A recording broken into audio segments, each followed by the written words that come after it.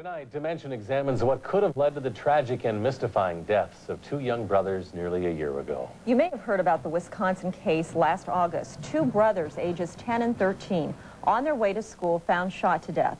Authorities believe the two boys killed themselves, and at the time, the only explanation from the family, the boys didn't like school.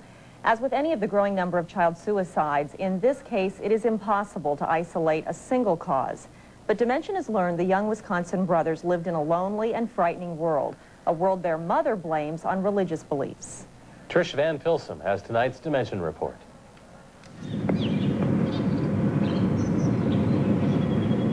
The school bus comes down the dusty road and rumbles right past the house now. The kids the bus used to stop here for are dead.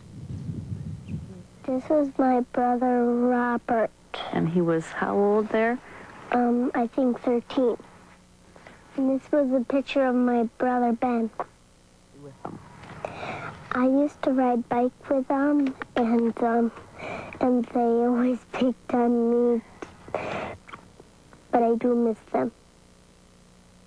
But Robert and Benjamin Moore did not enjoy the carefree lives of other children. Certainly not of their classmates at this tiny school on West Schoolhouse Road.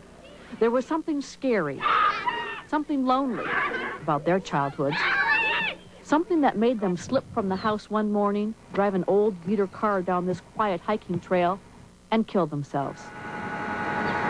What I think probably they killed themselves to avoid getting killed at Armageddon. And they learned about Armageddon where? From the Watchtower. The Watchtower Society, or the Church of the Jehovah's Witnesses. The boys had been attending it with their father. One of its central teachings, that God will someday destroy everyone but worthy members of the Watchtower Society, leaving those witnesses to live in paradise. All those people being killed, that's pretty scary. Those people would include the boy's mother, who left the Watchtower Society 10 years ago.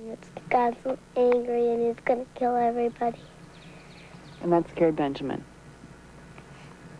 It says bad associations spoil useful habits. Do you feel like they were isolated at all from other kids? I think so. What makes you think that? Well, because being that religion, you have to be different.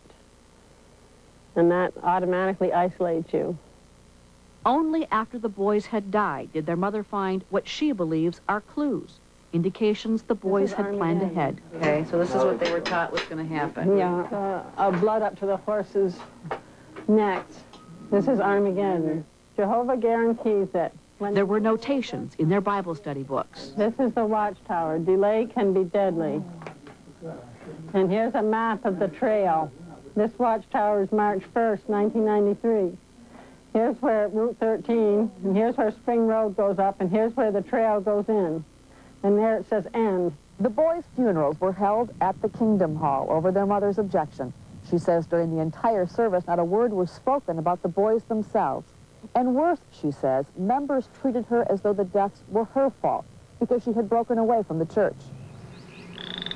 We'll never know for sure what happened on this trail that morning, whether it was something at school, at home, or their church that bothered the boys so much.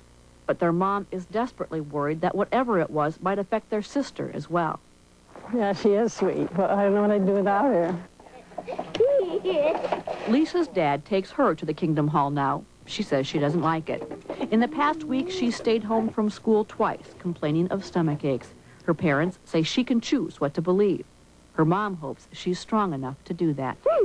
For Dimension, I'm Trish Van